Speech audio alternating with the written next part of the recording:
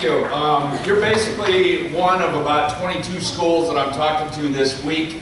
The reason I'm here is I do the internet safety presentations, and I also do the internet crimes against children investigations for all of eastern Montana. So I'm going to talk to you a little bit later about what cyber tips are, because I get cyber tips all the time when students are doing something online on one of their social media pages and they decide to do something that's wrong. A cyber tip sent to the National Center for Missing and Exploited Children, and it ultimately ends up on my desk. So if a youngster decides to send a photo of his junk over the internet, I get a picture of his junk. So you might think it's all funny now, but I'm tired of looking at youngsters' junk. So the last thing you want me is on your doorstep, knocking on the door to talk to you and your parents, because it's ugly. All right, a little bit about me. I grew up in Glasgow, Miles City area, and I want to bring something to light because I'm going to talk to you about this later. I moved my freshman year from Glasgow to Miles City, a week before the state football championship, Miles City versus Glasgow. They were our biggest rivalry back then. So, let me ask you this. As a freshman, if you moved to your biggest rivalry town, would you be bullied? I was bullied. Okay? So I'm just putting that out there because it's going to come to a story later. But at the same time, I want to tell you that, you know, even though I was bullied, I dealt with it, but I'm going to bring you to that story later. All right, so after high school, I joined the U.S. Coast Guard, was there for 4 years, wearing the same uniform I wear now, but with a life jacket on. And then I was 2 years with Port Arthur, Texas, worked graveyard shifts, and then I've been with Miles City PD for about 24 years now. So this December, I'll have 30 total years in law enforcement. I've been an ICAC, Internet Crimes Against Children investigator for 5 years. And basically my assignment is that rectangle. So if I get an IP address of an incident that happens in eastern Montana, and what I mean by your IP address is that's your router at your house, any device that connects to your router. And I think here Mid Rivers is probably your biggest carrier for internet. So when Mid Rivers puts your router in and you connect to that to go out to the internet, if an IP address shows up in eastern Montana, basically my supervisor in Billings gives it to me. And I may give it out to the law enforcement agency in the area, or I may get in the car and drive. But I get to see the dark side of the internet every day. I get to see the worst of the worst pictures. I have other fellow officers that will walk in my office, ask me what I'm doing. They look at my computer screen, they get angry, and they walk out. They can't deal with what I deal with. Next month, I got to go testify in federal court against the guy collecting child pornography. One of his videos had a 3-month-old child. It's ugly. I get to see all of it. I'd like to forget it. So, but that's what's out there. You have predators that prey on children. I just got a guy convicted last month in federal court, and he had almost 1.1 million images of child pornography. All right, what are our concerns? Our concerns are having children exposed to pornographic images. I can tell you right now, every single student in here has seen pornography on the internet. You're not going to surprise me. It's out there, okay? But what I'm hoping you don't do is continue to stay on the internet and look at that kind of stuff, because it can become addicting. At the same time, most of you in here have younger brothers and sisters. Last thing you want to do is be on a website or be somewhere you shouldn't be, and they accidentally come across those same images, because that's scary. They don't need to be exposed to them. So take precautions not to look at those. Using the internet to send explicit pics over the internet, or using your cell phone to do so. I get cyber tips all the time in regards to youngsters that are sending pictures of their junk, using social media. I get it all the time. And there's no difference in the amount of boys and girls that are doing it. It's almost equal.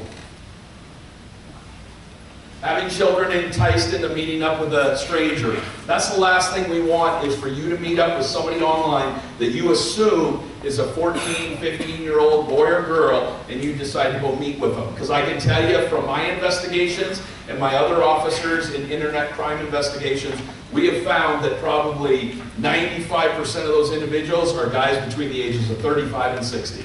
It's not a 14-year-old girl or a 15-year-old girl. and I'll show you what we're dealing with.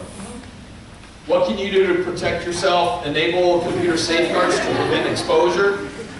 And there's a reason that you enable those. It's not only to protect you from looking at certain websites, but also to protect your equipment, because there's a lot of, you go to these gaming sites, there are a lot of these hackers are using that because they know children will be vulnerable to download programs, and then they can take over your system. They can take over any of your financial information that your parents might have on that computer. So that's what you've got to be careful with.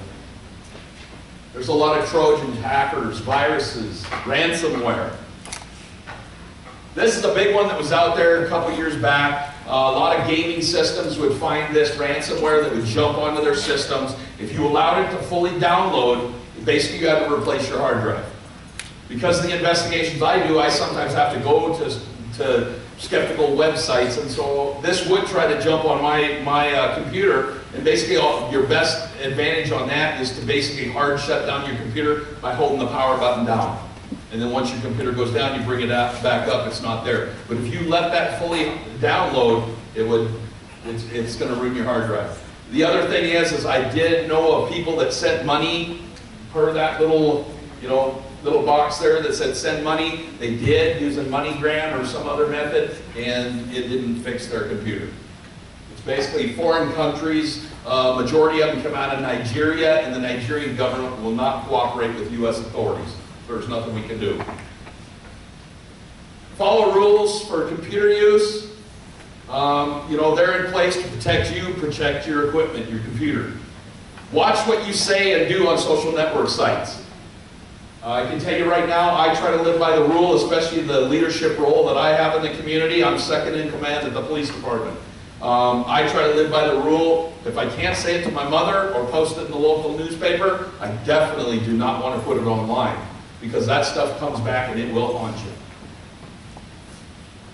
Social network sites represent who you are. I know you guys are of a young age, but especially when I talk to juniors and seniors planning to go off to college, this is a big one. Employers, now, when you get an application for employment, a lot of times they'll ask you to write down your social network pages, because they start to look at them.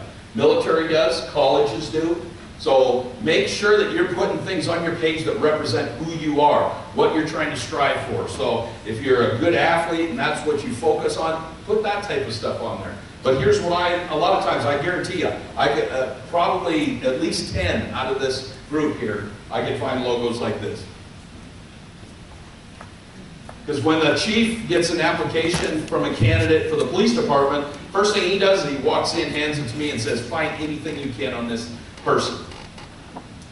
And if we found this kind of stuff, I'd have to make copies of it, take it to the chief, and I can tell you right now, he'd write that person off. He'd say, no, we don't want him.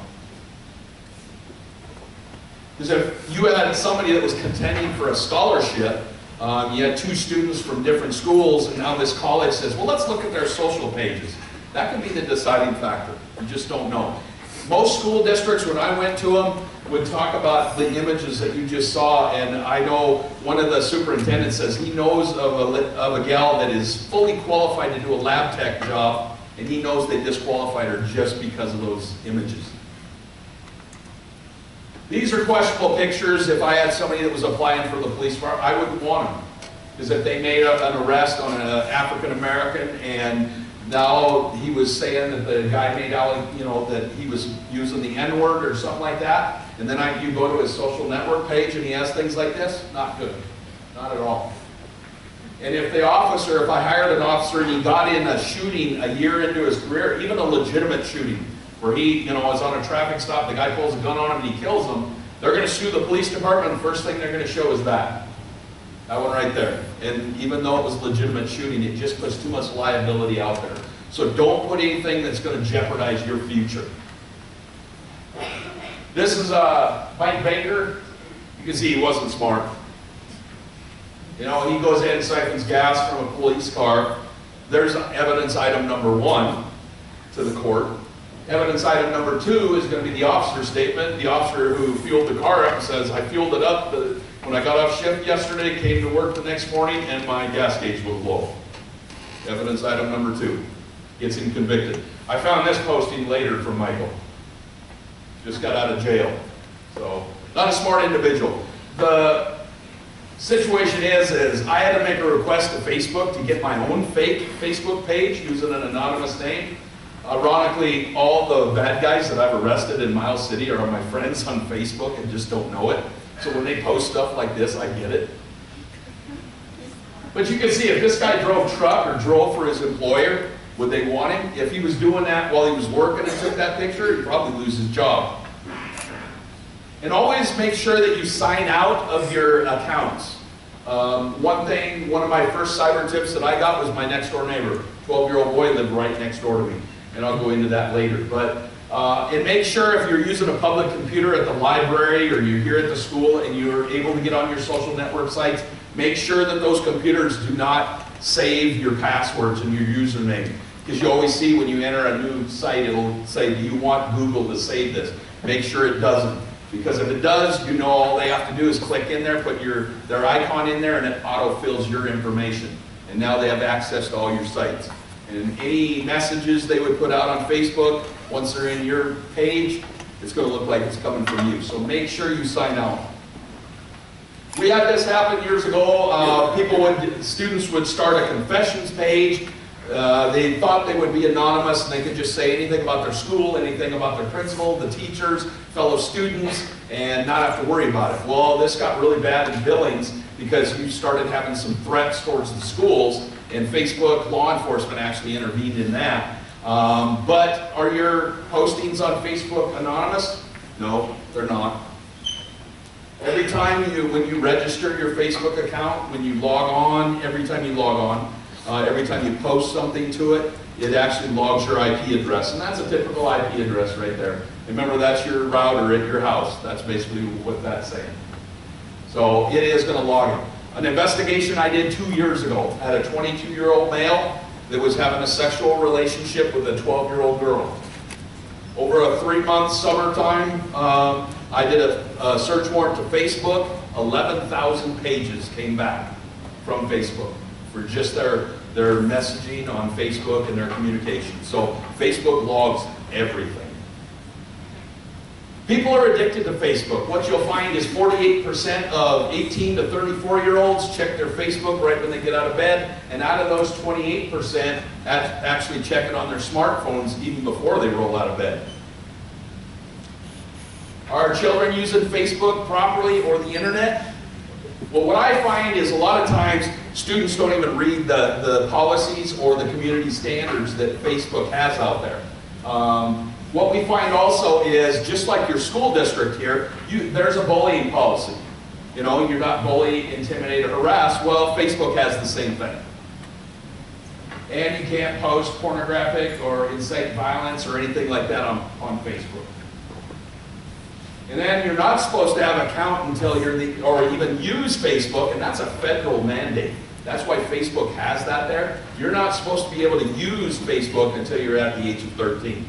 So even if you get on mom and dad's site or page to use it, basically Facebook frowns upon that. It's not against the law with me, but it is a policy violation with Facebook.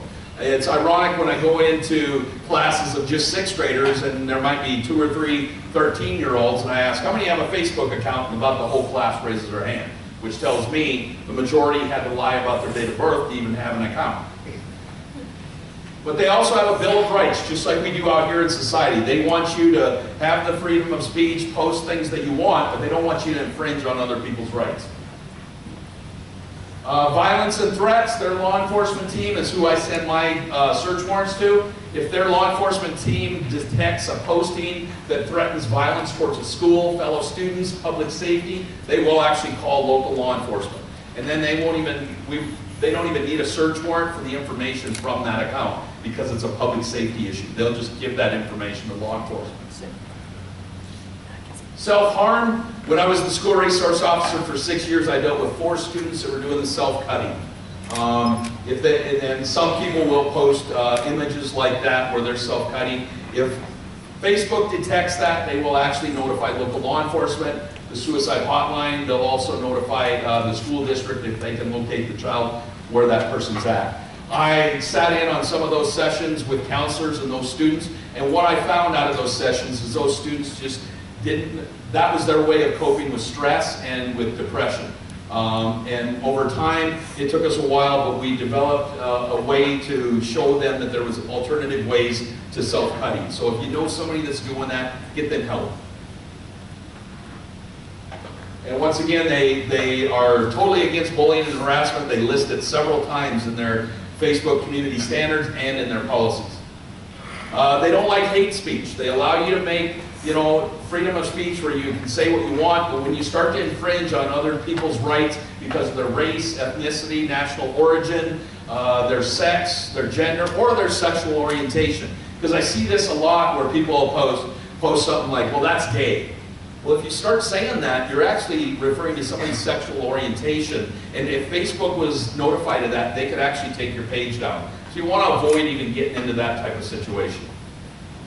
We do have a lot of people that show up at the police department and they want to report, look what this person said about me on Facebook. Well, it doesn't rise to the level of law enforcement where I deal with it, but usually what I'll do is I'll refer them to Google Facebook violations.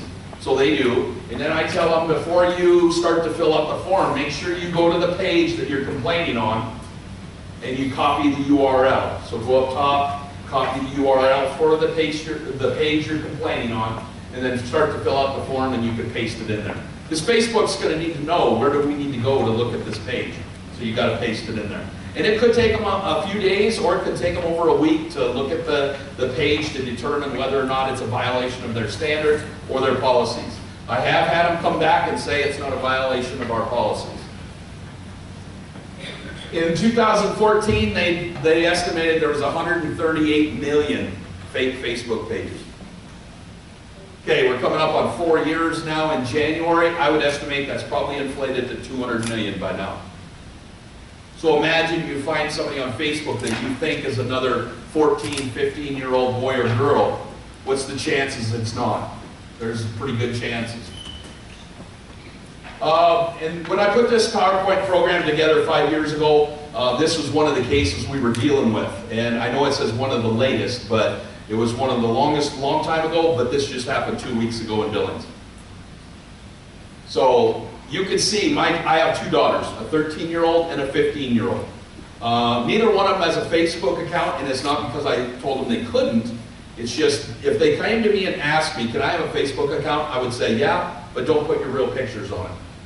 Because you can see what happened to this young lady here. This is just pictures I got off the internet, but a young lady in another state basically had her legitimate photos on there. Somebody took her face, photoshopped it onto the nude image of a child, and then basically she was threatened by the suspect that if she didn't send actual real photos to him, he was going to distribute it to her Facebook friends and say it was actually her. Well, in her mind, she was young and thought, well, if I send one picture out, it'll be one and done. Well, with these guys, that's not the way it is. It doesn't end. They keep demanding more. Got to a point where she got so depressed that finally she had to divulge what she was doing to her parents, and then law enforcement got involved. Well, let's look at Billings 2 weeks ago. A high school student, another fellow male student, takes a picture like that, photoshops it onto the nude image of a girl, and then he distributes that one like it's her, that she posed for it. Well, she has some students that believe it's not her, some students that believe it is her. It got to the point where now she threatened to kill herself. And so law enforcement, Earl Campbell with the ICAC investigation team over there, he's working on the case and they're looking at charging the youngster, the male student, with what he was doing. And my understanding, this is the second time he's done it. And in looking at suicide, we wonder, how something like that can cause somebody to, like that female student in Billings to threaten suicide. Well, it gets to a point where it's upsetting to her and that people don't believe her, and it's depressing. But you can see, I see the meanest things said on the internet, and people don't consider what could be the outcome of what I say and put on there. So you see here two people basically telling a person to kill themselves. Okay? I know as a police officer, in my mind, I can shoot and kill somebody. I know that. I've been doing this for almost 30 years. Okay? I've ran through this scenario hundreds and thousands of times.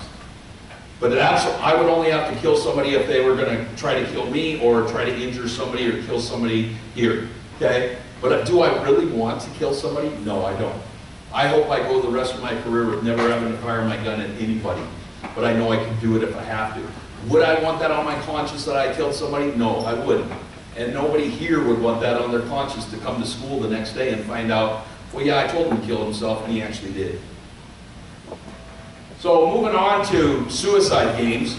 This is one that was on the Internet Crime Investigators and myself were discussing this a couple months ago, and we were doing it online. And this is a game, and most of these games like this are going to come from foreign countries. Okay, and we all know how foreign countries just love us, especially North Korea. So, you know, you have a foreign country that does something like this, does a suicide game, and one of our citizens kills themselves. Do you think they care? They don't care.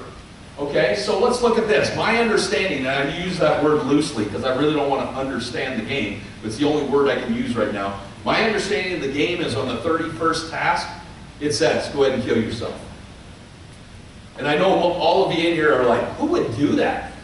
Okay, well, let's go back 9 days ago. A guy goes to Las Vegas, who now they know was depressed, and he kills 58 people. Okay, so now we have to ask ourselves, what's that little spark that puts somebody over the edge? We don't know. So you take two youngsters here that were already depressed, and they start a game like that. And now you have one in Dallas and one in Georgia that committed suicide.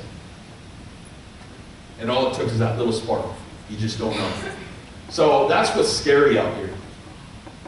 Facts about cyberbullying is about 21% of kids have received mean or threatening emails and or text messages. Girls are about twice as likely as boys to be victims and perpetrators of cyberbullying. Okay, what I look at it as, I got 2 daughters, and I can tell you right now, I talk them up as much as I can, I encourage them, I can tell them for an hour how good they are and they could accomplish anything. One sentence, they walk outside and get one text message from a friend that is negative about their image, their person, and that their whole self-esteem goes in the toilet.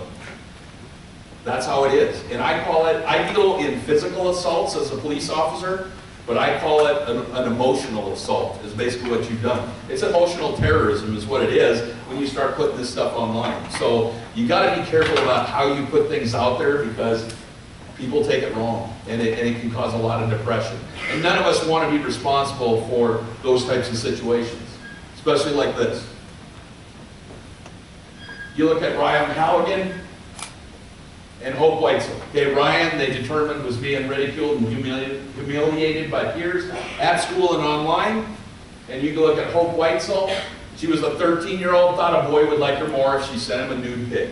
She does. Another girl borrows that boy's phone and decides to distribute the pic everywhere. Okay, I can tell you, anybody that was ridiculing Ryan would have never thought that could have been the outcome. Okay, same way. Do you think the girl that first sent that image out thought that Hope would kill herself? No, but it does happen. This one caught my eye because of the last sentence. Was reportedly found hanging in her bedroom.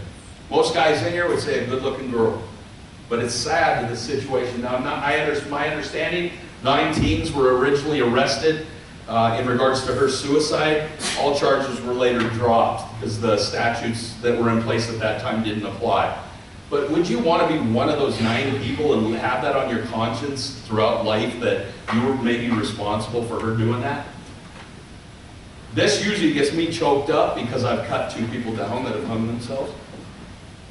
I've seen shootings, handguns, rifles, overdoses, people that have jumped off buildings and killed themselves. So that brings me, this is what's sad. Because cyberbullying kills, or people that have been cyberbullied, 19% actually attempt suicide. So let's assume that's almost 20%. So if you have 5 people here that have all been cyberbullied, 1 out of those 5 had actually attempted suicide. That's scary. In law enforcement, we call it a permanent solution to a temporary problem. Okay, now that brings me back to my freshman year. Okay, I was being bullied. When I moved, they actually put me in sophomore classes, a PE class and a woodshop class, because Miles City's freshman class didn't have it till the second semester. So I was put in with sophomores too. So it even got even worse. Okay? But I don't want to say it's a solution. Solution sounds like a positive thing, like we solved something. We didn't solve anything. Suicide is permanent if you succeed, and temporary problem. And I looked at my freshman year that I could overcome, you know, whatever they were doing. It was only 4 years I had to deal with high school. Okay, I'm not condoning bullying, and it's wrong. Okay, but at the same time, I knew I could handle it for 4 years, and after that, I could do whatever I want. And I'm in the career that I wanted ever since I was an 8th grader. Okay. So I know, and I am in this job right now because I want to speak for those that can't speak for themselves. But what I do see is people, youth, when I do these investigations, and we talk about, and I'm not just saying internet investigations, but other investigations, whether it's an assault or something, and I talk to youth, and I ask them, well, did you really think of the consequences of this? Most youth don't even think about that. They don't think about tomorrow. They're living right now. And I'll tell you, we had a 13-year-old boy shoot and kill himself 2 years ago in Miles City. Okay? What we do know is he was an awesome athlete. He was one of the bigger kids, the taller kids in his class, so nobody really messed with him. They weren't going to bully him. Wasn't being cyberbullied. He was an awesome student, 4.0, went from sport to sport to sport. We do know he got in an argument with his mother over buying a pair of sweats at one of our local sporting goods stores on the phone, and she said, when I get home, we'll talk about it more. He goes downstairs, shoots himself. I think in his mind he thought, well, I'll show her, but didn't realize, how do you show her, or how do you even know how you showed her, because you're not going to be there. He didn't think of the consequences. One of my other captains, his son was a good friend of his, and they're still trying to find answers why.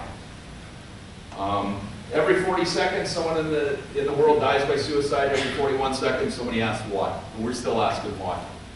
But I want you guys to go away from here knowing that every person in here, myself included, I leave extra business cards with the principal. If you want to call me in the middle of the night and say you're having problems, I'd rather have you do that. Talk to the principal, the counselors, any of the teachers, secretaries. They would be happy if you called them in the middle of the night to say, I just need to talk to you. I've seen the outcome of it, and it's not good. What I did find, and this brings me to a story about my daughter, is my oldest daughter was having a birthday party last year. I go up to the upstairs, and it's like a cry fest. I'm like, what's going on? You know, and what happened is, she said they were up there talking, and they all realized that none of their lives were perfect. You know, they all get depressed at some point in time. They all get, you know, they all feel alone at some point in time. Then they started confiding in each other. And you'll realize that if you talk to others. Nobody's life is perfect. The things I see on the internet, they don't really depress me, they disappoint me. Because I'm saddened by mankind in the things that I see. So reach out, talk to somebody. I always live by the rule too, no matter how bad my day was and the investigations that I deal with, I always think in my mind, and maybe that helps me ease through it and get through it, but I always think there's always somebody that would trade places with me in a heartbeat. And you look at these pictures, it's sad. All right, let's move on. So, we talked about Facebook and how Facebook can take your page down. Well, most students would tell me, well, Facebook takes my page, I'll just create another one. Not a big deal. Well, that's not always the case, because if law enforcement gets involved in it, in what you were doing online, or somebody notifies your internet service provider, you'll see that Mid-Rivers Communications has the same policies that most of your social media sites have. So, even if your Facebook page is taken down, you could lose your internet. And I had that happen in Miles City, because I had an individual that was sending really crude, nasty emails to a lawyer down in California. The lawyer contacted me, I made a police report, I got copies of the emails. California wasn't going to extradite the guy all the way from Miles City to California for a misdemeanor offense down there. So I went over to Mid-Rivers. I handed them the police report. That afternoon, they cut his internet off. So if you guys lost your Facebook page, you'd say, oh, well, I'll create another one. But if your mom and dad came home and they had no internet, you think it's going to be concerning? It is. So if you use that internet service provider to connect to the internet, then to go to that site, you could actually lose your internet. So be careful there. In Montana, we have a law called privacy and communications, and that's if you send out text messages or emails, or you do even a voicemail, and you leave threatening, harassing. These are the two words I stress, annoy or offend. There's a lot of things you could say to me right now that would not offend me. I've heard everything, I've been called everything. And after 29 years of doing this job, there's very little that offends me. But, you know, it depends on what the victim feels. So if you put something in a text message or an email, and it annoyed that person or offended them, and you're using obscene, lewd, or profane language, which we know is swear words, it could get you in trouble. You could be charged with a crime. We get a lot of people that show up at the police department, they're saying, look at this text message, he's threatening me and he's using swear words.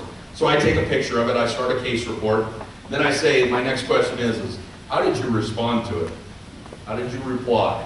Then I look at his text message and it's just as bad as the first one that came in. So I usually say, you know what, if I charge him, I'm charging you too. And then they usually say, well, I don't want to pursue charges, and then I tell both of them to quit acting like ignorant children and grow up. So, but that's usually what happens. All right, the next one is stalking, and we have a gal in Miles City that's going to the community college there, and she'll walk out of Walmart, and she gets a text message on her phone that says, hey, I see you were just shopping at Walmart, from an anonymous number she doesn't know. And so she says, who is this? They don't reply. Then she's at the college, and she comes out of class, and they'll say, hey, I see you were just at class. Who is this? It's a different number. Well, we've got search warrants to those companies, because there are apps out there. There's other companies where you can have spoof phone numbers or secondary numbers, and so we got search warrants to them, because when you sign up with them, you have to give them your real phone number. Once we get that information back, we'll send off a search warrant to Verizon or Mid-Rivers or AT&T, and then we'll find out who it actually is. And every time you send her a text message is a new offense of stalking. So we're going to charge that guy. What I also find is students forget the whole thing about strangers, and they get online and they'll say anything to them online thinking that they're protected by that screen and that internet and that distance. Well, that's not the case. If you tell a stranger something online, you might as well walk out the front door, find the first guy walking by and tell them the same thing. This is exactly the same thing. And what we find is students will a lot of times think that, well, he says he's in New York. What guarantee do you have that he's in New York? He could be living right down the street. You don't know that. Okay? So that's the scary thing out here. I see that all the time. When I was setting up a class like this, I basically had to create another fake Facebook account and request it. And this is my daughter's middle school. And so I grabbed a picture off the internet, looked like a 14-year-old girl, put it on there, and I had 10 of her male classmates friend me in that week up to the class. And they told me I was cute, which I thought was nice. And so when I did the class, I put her picture up there. It was funny. You could see all these light bulbs of the 10 boys going off like, hey, I know her. And then I told the one boy, I said, thanks for telling me I was cute. And I had someone asking me out on a date, but it shows you how vulnerable they are. I know I could have asked them, and it was funny because as I was replying to all their questions and stuff, my daughter was right over my shoulder. You can't say that. They were going to believe. I'm like, oh. But limit the information you put out there. Okay, these two things right here are really serious. You do not want your date of birth or your social security number out there. Because if you put that out there, they can commit identity theft. They can get a credit card in your name. And that's scary. Okay, and most of you in here, I bet you if I went to your Facebook page and I went to the About You, I'd find your date of birth. So you just gave them one piece of the puzzle. So think about those things. Don't put that stuff out there. Okay, strangers now use computers to lure children. A lot of deception in chat rooms. Okay, those of you who can't read it, says, hi, you sound real cute. How old are you and what do you like doing after school? I am 14, a bit of a fitness fanatic, and I often go powerlifting after school. And it's powerlifting cheeseburgers is what it is. All right, so here's what we got. What my investigations and my other IPAC investigators have found, when we have children being asked to send nude pics, okay, 9 times out of 10, it's a guy between the ages of 35 and 60. When you started your conversation with them, you thought it was another 13 to 17-year-old boy or girl. Not the case. It's going to be this guy. Think of the next time you're online with somebody you don't know, it's the fat guy. That's what it is. And the sad thing is, you know what? That's about the same age of serial killers. So you don't know what their intent is, okay? Could you be, tricked into talking to an imposter? Yeah. Enticement. There's a lot of enticement on chat rooms, okay? I know they're not as favorable as they used to be years ago, okay? But what we do find is I went to undercover chat investigations in St. Louis 4 years ago. Okay, so it's 60 or 70 male and female officers in this conference room. We all have our computers. We're all connected to the internet. And the instructor comes up and he says, I want you guys to go to, back then it was Yahoo Messenger and it was kind of big. And you can go into your individual state. They had it listed as, so I went in, he said, you're from Montana, go into Montana, find a teen chat room and start talking to them. And everybody in the room was a 12 to 14-year-old boy or girl. That's all you can tell the individual you were chatting with. Okay, so we're all online, and we're in our chat rooms for our specific state. Well, the instructor stops us about a minute into it, and he says, I'm going to tell you right now. He goes, it's sad, but what's going to happen is within the next 5 minutes, an adult male is going to send you a picture of his junk. So while we're sitting there, this female Cincinnati police officer behind me, all of a sudden, about 4 minutes into it, I hear her say, oh my God. And the rest of the officers around her leaned in and go, yep. Let me tell you, in 10 minutes, we might think it's funny now, but here's the story. In 10 minutes, 6 other officers received images. Okay, so let's say that's 10% in that room received images they shouldn't have, because they all told those individuals they were 12 to 14 years old. Okay, now let's look at our younger brothers and sisters. Would we really want them online and have an adult do that to them? It's sickening. Okay, I'll bring you the funny part of that story is the Cincinnati police officer, she went back to her state, which I have statewide jurisdiction. So if one of these guys out of Missoula would have done it to me, I would have hooked him up. But that's what she did. She went back to Cincinnati, continued to work that investigation, and she found him and put him in prison. So it does happen. So, but I'm just saying, chat rooms are not safe places. All right, everything on the internet is not true. So don't go to the internet for all your answers. If you argued about Ford and Chevy on the internet, you're going to have 1,000 websites to say otherwise. Same way with Democrats, Republicans. I always tell students, if you want answers to life, go to your parents, your grandparents, your aunts, uncles, an adult that you trust that can answer those questions. The internet doesn't always have the answers. And if you're communicating with somebody online, I had a 14-year-old female student said, I was chatting with another 14-year-old girl on Facebook Messenger, and about 10 minutes into it, she asked me for nude pics. I said, I had that confused look. I'm like, really? I'm like, is that normal for a 14-year-old girl to do that? She's like, no. And I'm like, there you go. It's the 35 to 60-year-old guy. So if you have somebody that wants you to keep a secret from your parents, it's the fat guy. Okay? Remember that. Okay, many registered sex offenders use the internet to find potential victims, okay? I'll tell you, Facebook, it's a violation of their policies for a registered offender to have a Facebook page. Now, they have them all the time. I've taken 4 of them down of sex offenders in Miles City. I've got one right now that he's got an active Facebook account. He's got an anonymous name on it, and I'm working an investigation because he's 38 years old. He's been communicating with a 17-year-old girl out of Ekalaka, and he's convinced her to come to Miles City several times, and he's provided her with alcohol. Well, we all know what his intent is. He's grooming her to get her drunk to where he can take advantage of her. And so I'm waiting on the search warrant at Facebook to bring me all that material back, and then I'm going to charge him. So I'm just saying, it's out there. All right, sexting. That's sending explicit photos over one's cell phone to a potential, this says suitor, which is a potential boyfriend or girlfriend. Similar to what Hope Weitzel did. Sending pictures of your junk is illegal. There's no questions about it. It's illegal. I investigate those. I get pictures of those. It's not forgotten. It's not a secret. Photos and comments posted on the internet never go away.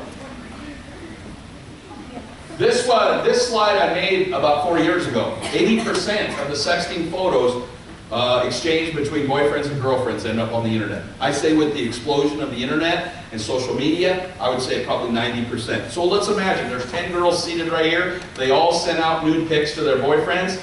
9 out of those 10, those photos are somewhere out on the internet. Okay, this is the question I always ask. We want to think that we're in love with each other and that's the person I'm going to marry, but that's not always the case. And that's the two investigations I'm going to talk about here in a minute.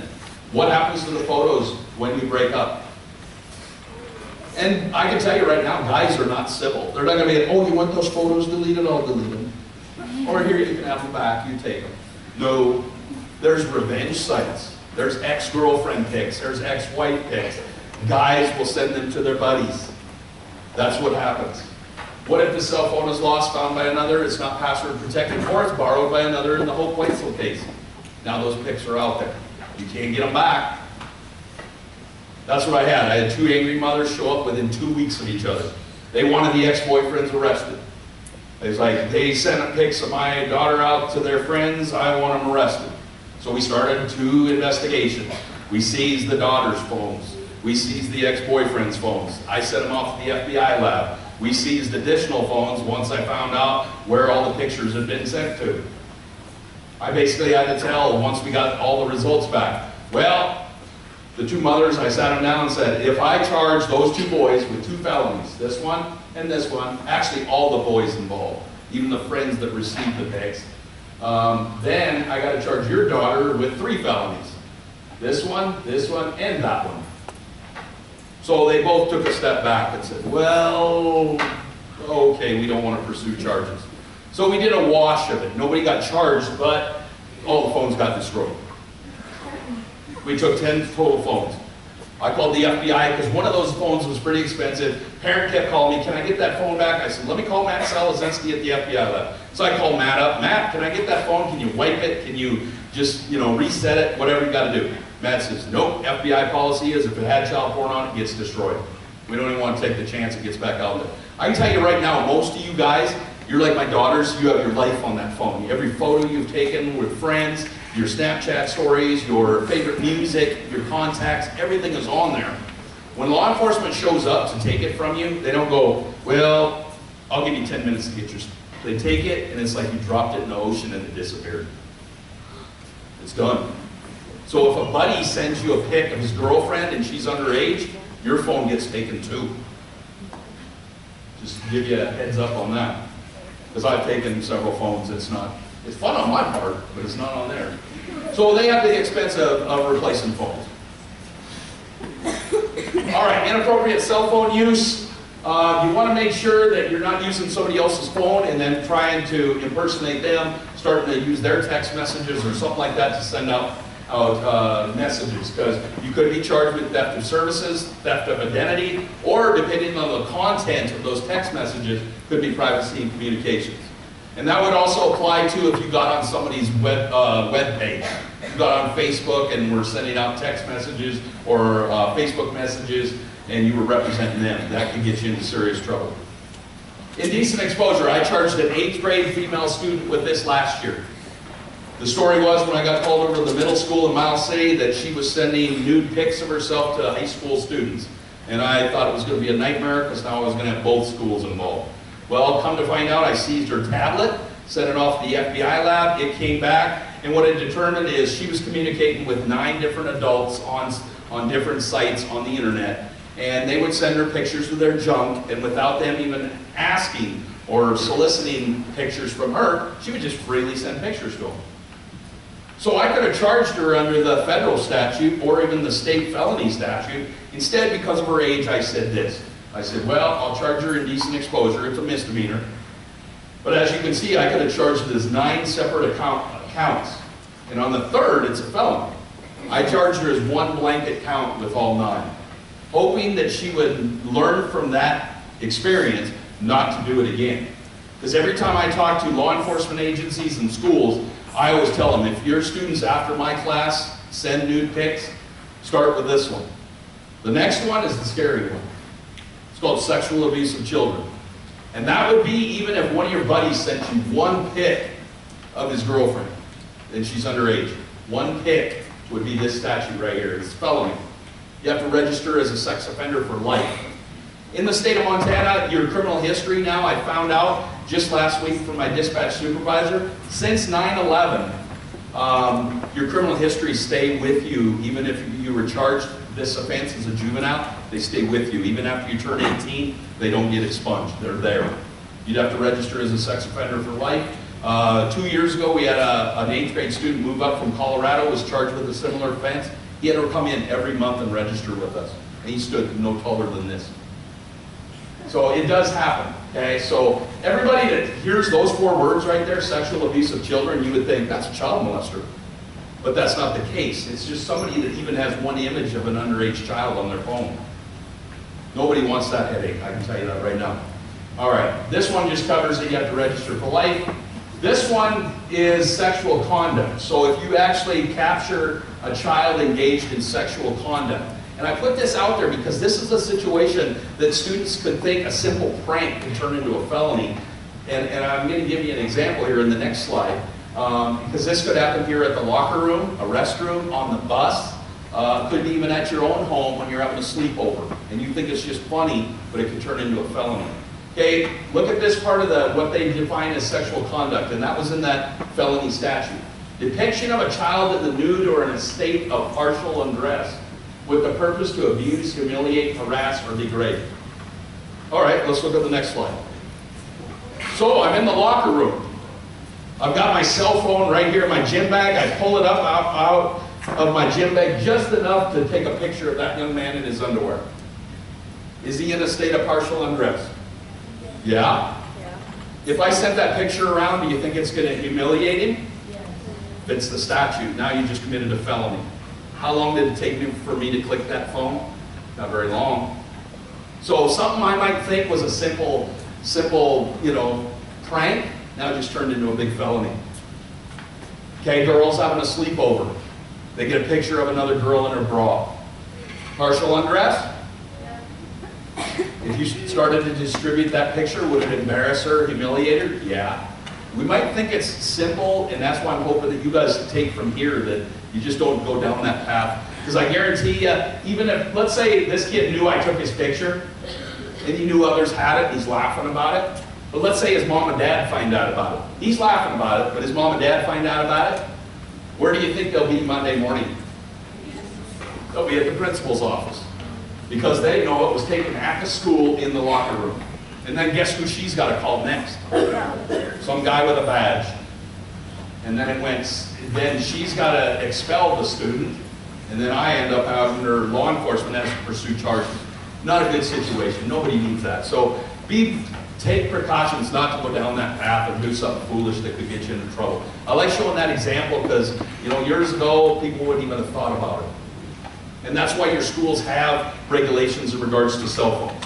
All right, a lot of people don't know too, is that when you send a picture, most explicit pictures, and what I mean by nude pictures that youngsters are going to take, are taken in their bedroom or their bathroom, okay?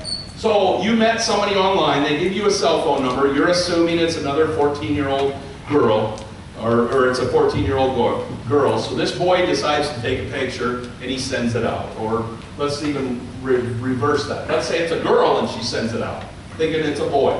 Well, it's the 38-year-old sex offender, okay? Well, now he right-clicks on your photo you just sent him, and he finds the property values, and he scrolls down to the GPS coordinates of where that photo was taken. And now he types those GPS coordinates into Google Earth. And Google Earth goes within 5 meters of where your bedroom is, because that's where you took the picture. So now that guy, who you thought was a 16-year-old boy, now knows where you live, even though it's a 38-year-old registered sex offender. A lot of people don't understand that there's also EXIF programs that you can paste pictures into, and it'll give you the GPS coordinates. Fish and Game love that program, because when guys shoot a deer where they're not supposed to shoot a deer, they still like to take a picture of it and then send it off to a buddy, and then Fish and Game gets it and they put it in their EXIF program and they know where that deer was shot, at what date, and what time. All right, so we don't know what their intent is, whether they're going to start to stalk you or follow you or what. You just don't know. If I get students that are misusing their cell phones, I'll suggest this type of program to a parent. I don't ask that parents put this on the kid's phone right when they give them their first phone. I would just say if the student violates your trust, then do it. But this one, you wouldn't want this, and I'm just giving you guys that forewarning. The cell phone monitoring, web blocking, so you can't get on certain pages. does an activity report at the end of the day, time blocking, so if they shut your phone off from 9 a.m. or 9 p.m. to 9 a.m., the only people you can call is your parents and 911. That's all your cell phone would be used for. And it does location tracking. So none of us in here want our parents knowing where we're at 100% of the time, but it would. So be careful. All right, if people get online and start doing inappropriate word searches, it can basically, I can get a cyber tip. And what I mean by a cyber tip is your cell phone, or actually your social network sites and your internet service providers, if they believe a child's being exploited, either online or via a telephone, they can actually, they're required by law to send a cyber tip to the National Center for Missing and Exploited Children. And every image on the internet has an algorithm.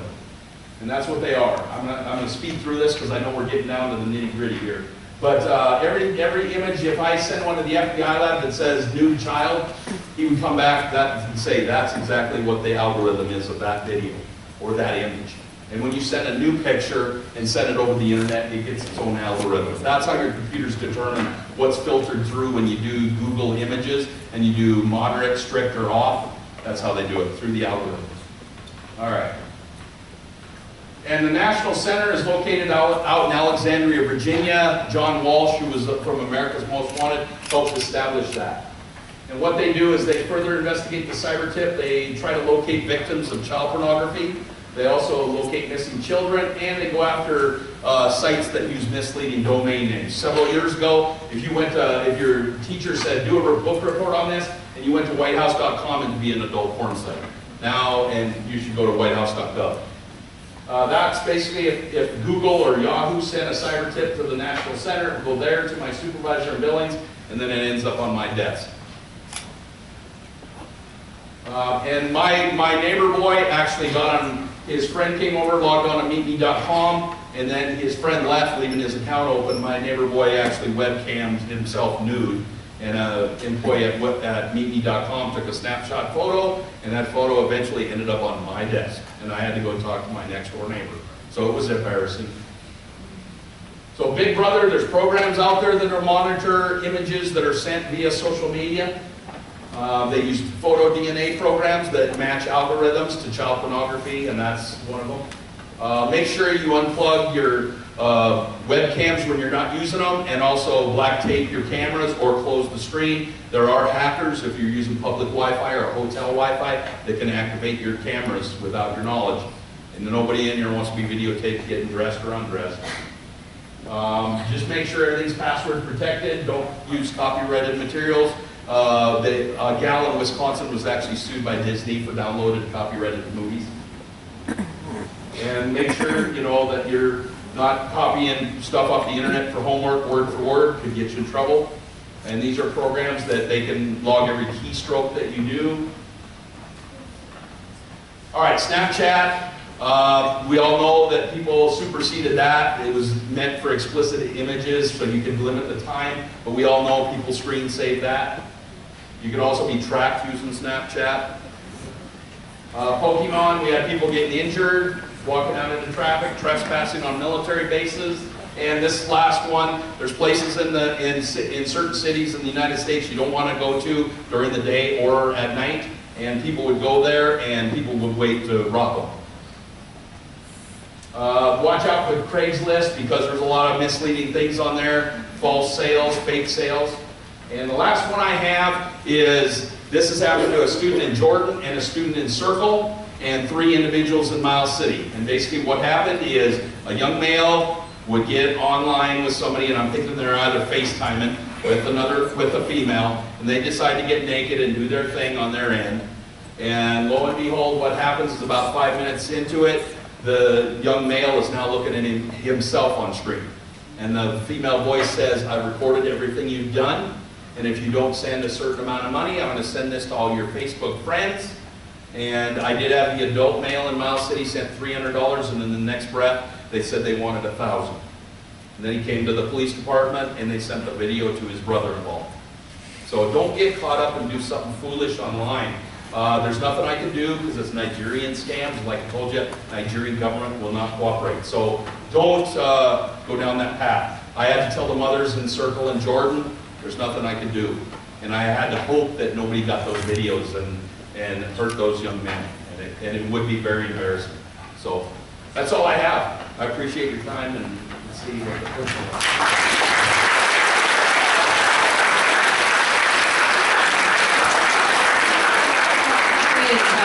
I believe that we don't have any time here at the end, but I'm just going to reiterate one thing. If with just one person, this prevents from doing something stupid, it was worth your time today. And anyone who needs to talk to anyone, you know that every teacher in this building is here for you, whether you made a dumb mistake or not. All right? With that being said, bus students, except for these students that I need up in the front to see me, okay, for various reasons. I need Wyatt Reed, Jocelyn Wandler, Logan Knudsen, Deegan Carranza, Sam Kelson. Sam, don't walk up though with your leg, okay? Morgan Wing, Victor Piedra, Braden Burhassel, Soraya Gonzalez, and Gabby Juarez. Okay, come and see me. And bus kids only, and bus kids move it, okay? You should be ready to go. And 7th grade, volleyball girls, you guys please get going. Good luck at your final game, girls. It's right there, guys. There's that. And after those kids make their way out, let's do the center section of 8th graders, please, or whoever's in the center. Head out, go where you need to be. Have a great evening. Oh, by the way, tomorrow is Sydney Eagle. Wear Sydney Eagle stuff or pink, because it's packet pink night. All right? And as soon as they're out of the way, 7th on the sides, let them get out of the way patiently.